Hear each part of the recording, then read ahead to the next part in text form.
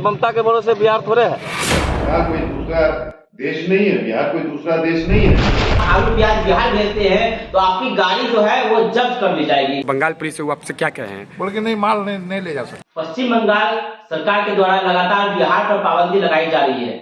इसी के मद्देनजर आज हम पहुंच चुके हैं ठाकुरगंज के पूर्व विधायक गोपाल अग्रवाल के पास, क्योंकि कल सोशल मीडिया पर यह खबर चल रही थी कि पश्चिम बंगाल सरकार के द्वारा जो व्यापारियों को रोका जा रहा है कि बिहार आप आलू प्याज नहीं भेजेंगे, और व्यापारियों के द्वारा यह बयान दिया गया है कि पुलिस आकर उन्हें रोक रही है। अगर आप आलू प्याज बिहार भेजते हैं तो आपकी गाड़ी जो है वो जब्त कर ली जाएगी। तो बंगाल पुलिस से वो आपसे क्या कहे हैं? बोल के नहीं, माल नहीं ले जा सकते। क्या आदेश उदेश भी है किसी प्रकार का? नहीं, आदेश है कि माल लोडिंग नहीं होना चाहिए आगे। बिहार जाना नहीं चाहिए आलू नहीं प्याज? जाना चाहिए। अगर लोडिंग होगा वो हम पकड़ेंगे तो गाड़ी सीज कर लिया जाएगा, जवाबदेही आपकी होगी। वाहन जब्त करने की धमकी दे रहे हैं पश्चिम बंगाल पुलिस व्यापारियों को। जो बंगाल में जो व्यापारी है उनको धमकी दे रहे हैं। तो ऐसे में तो कहीं ना कहीं आलू प्याज की कीमतों में उछाल आ सकती है। बिहार में मुश्किल हो सकता है आलू प्याज बिकना और महंगा हो सकता है।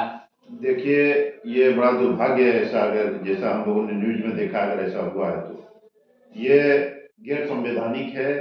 और क्योंकि भारत एक जो है राज्यों का समूह है और सारे राज्य जो है वो एक इकाई है देश के, तो यहाँ किसी भी व्यापार में किसी भी वस्तु के एक जगह से दूसरी जगह आने जाने पे जब सेंट्रल जीएसटी है, कहीं कोई रोक नहीं है। और ये पहले बार मेरे राजनीतिक जीवन में मैंने पहले बार ऐसा सुना है। बंगाल कोई दूसरा देश नहीं है, बिहार कोई दूसरा देश नहीं है, और किसानों का प्रोडक्ट तो देश के किसी भी कोना में आप भेज सकते हैं। तो ऐसे में अगर बंगाल सरकार ऐसा कर रही है तो इसका मतलब कहीं ऐसा नहीं हो जो बांग्लादेश के कट्टरपंथियों ने ममता बनर्जी को कहा है कि आप ही हमारे साथ आ जाइए, कहीं उसकी तैयारी तो ये नहीं है। अगर ये हो रही है तो भारत सरकार को तुरंत इनिशिएटिव लेना चाहिए, और ये काफी गंभीर मामला है। आज एक राज्य कर रहा है, कल जो मान लीजिए जहां जहां विपक्ष की सरकार है, दूसरे पार्टियों की सरकार है, वहां पे ये लोग जो है अब राज्यों को भी पार्टियों की नजर से देखने लगेंगे और इस ढंग का डिसीजन लेंगे, तो ये कहीं ना कहीं जो है देश के लोकतंत्र पे खतरा हो जाएगा। इसलिए मैं आदरणीय प्रधानमंत्री जी से लेके सारे जो भी लोग हैं केंद्र सरकार से ये आग्रह करता हूं, और जो हमारे माननीय आदरणीय मुख्यमंत्री जी से भी मैं आग्रह करता हूं कि इसको बहुत ही गंभीरता से लेते हुए और इस पे जो है इस मुद्दे को उठाना चाहिए और इस पे कानून आना चाहिए कि अगर कोई भी राज्य अगर ऐसा करता है तो उसको जो है सरकार उस पर कार्रवाई कर सके, ऐसा कानून में प्रोविजन होना चाहिए। पश्चिम बंगाल क्या चाहती है? बार बार बिहार पे वार कर रही है। पिछले कुछ दिनों पहले स्टूडेंट का एक वीडियो वायरल हुआ था जिसमें उनको रोका जा रहा था नौकरी करने से, और अब आलू प्याज रोक रहे हैं। ऐसे में तो आगे चल और भी कुछ हो सकता है। ममता बनर्जी चाह क्या रही, क्या लग रहा? ममता बनर्जी राष्ट्रपति शासन चाह रही है और कुछ नहीं चाह रही है। लोकतंत्र में जो नियम है, जो भारत का संविधान है, उस संविधान के उल्टा अगर कोई सरकार चलेगी तो वो सरकार जो है वो सरकार भारत सरकार द्वारा हटा दी जाएगी। ये प्रोविजन है राज्यपाल के अनुशंसा पे गैर संवैधानिक काम करने वाली सरकार को हटाने का प्रोविजन है। अगर बंगाल सरकार ऐसा करेगी तो बंगाल में राष्ट्रपति शासन लागू होगा। सीमावर्ती क्षेत्र ठाकुरगंज है, ऐसे में तो ठाकुरगंज के व्यापारी जो आपके जो क्षेत्र में आते हैं उनको भी तो असर पड़ सकता है। नहीं, वो तो पूरे मान लीजिए किसी राज्य में कोई चीज फसल पैदा होती है, किसी राज्य में कोई दूसरी फसल पैदा होती है, तो जहां पैदा होती है वहां से अन्य राज्यों में जाती है। ये आदान प्रदान चलते रहता है। मान लीजिए नहीं तो यहाँ पे जो महंगाई बढ़ जाएगी आलू प्याज की, तो आलू प्याज की जो महंगाई बढ़ेगी तो उसका असर तो यहाँ के लोगों पे भी पड़ेगा और बंगाल में भी पड़ेगा। बंगाल के किसानों को कम रेट मिलेगा। बंगाल में जब आलू की उत्पादन ज्यादा हो जाएगी, आलू बाहर जाएगा नहीं, तो वहाँ रेट कम हो जाएगा और यहाँ हमारे यहाँ रेट बढ़ जाएगा।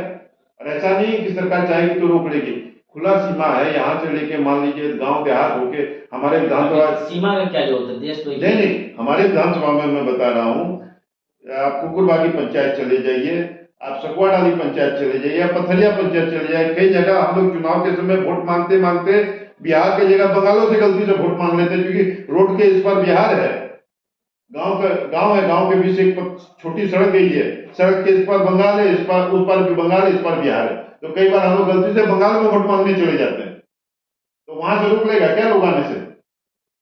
कितनी पुलिस लगा लगी ममता बनर्जी? तो ऐसा नहीं है, माल तो आएगा, बस वही है कि वो रोड से नहीं आके अन्य रास्तों से आएगा। लेकिन ये पूरा गैर संवैधानिक है, ये इस पे कठोर कार्रवाई होनी चाहिए। ये एक नया परंपरा शुरू करने का काम बंगाल सरकार ने किया, इस पर कार्रवाई होनी चाहिए। विपक्षी क्यों नहीं बोल रहे हैं? राजद के यहाँ विधायक है, राहुल गांधी कहते हैं कि संविधान का दुहाई देते हैं कि हमको जाने से कहीं रोकता है। तो ये क्या है? ये संविधान का दुहाई नहीं दे सकते आप विपक्षी? नहीं, राहुल जी को तो हमेशा संविधान खतरे में नजर आता है। यहाँ पर नजर नहीं और यहाँ पे जो है संविधान है की धज्जियां उड़ा रही है बंगाल सरकार, ये उनको नजर नहीं आता है। इस पे नहीं बोलेंगे वो लोग बोलेंगे नहीं। सवाल उठता है कि इन लोगों को देश से मतलब कहाँ है? इन लोगों को तो इनके प्रकार बस किसी तरह कुर्सी मिल जाए इससे मतलब है। पॉजिटिव बातें बोले, ये मान लीजिए कहाँ से संभव है? कौन नियम, किस नियम के तहत ऐसी कार्रवाई करने का इनको अधिकार मिला है? यहाँ के विधायक सांसद को क्या बताना चाहेंगे इसमें? अगर नहीं बोल रहे हैं तो गलत है, उनको बोलना चाहिए क्योंकि क्षेत्र उनका है। पहले आप क्षेत्र की देखेंगे ना, आप क्षेत्र है, क्षेत्र ने आपको साथ दिया तब ना आप एमएलए एमपी है। अगर क्षेत्र ही नहीं आपको साथ देगा तो आप कहां से एमएलए एमपी होंगे? आप भले किसी पार्टी में जीत के जाइए, लेकिन बनाया तो जनता ने है। इसलिए पहले आपकी जिम्मेवारी जनता के प्रति बनती है, आपकी पार्टी के प्रति बाद में जिम्मेवारी बनती है। पहली जिम्मेवारी आपकी क्षेत्र की जनता के प्रति है, राज्य के प्रति है। इसलिए उन लोगों को भी इसमें प्रखर होकर अपना बयान देना चाहिए और जो जहां बैठे हुए जिस हाउस के मेंबर है वहां बात को उठाना चाहिए। ये हमारे साथ थे पूर्व विधायक गोपाल अग्रवाल, और इनका जो बात जो ये कह रहे थे, क्या पश्चिम बंगाल भारत का हिस्सा नहीं है? क्या ममता बनर्जी चाहती है कि बिहारियों को वहां पर नहीं आने देना चाहिए? जबकि सिलीगुड़ी एक ऐसा जो शहर है जहां पर करीब 20% से अधिक जो है बिहारी वास करते हैं, और जो उनका ये जो एरिया है ठाकुरगंज किशनगंज, यहाँ के जो व्यापारी है वो सिलीगुड़ी जाते हैं व्यापार करने के लिए। और सिलीगुड़ी अगर नहीं जाएंगे तो आधा सिलीगुड़ी जो है व्यापार वहां का नष्ट हो सकता है। अगर ऐसा ही रहा तो कहीं ना कहीं दोनों राज्य में झगड़ा हो सकता है। तो जरूरी है कि ममता बनर्जी को यह फैसला वापस लेना चाहिए अगर ऐसा कुछ है तो। देखते रहे दस्तक न्यूज़, धन्यवाद।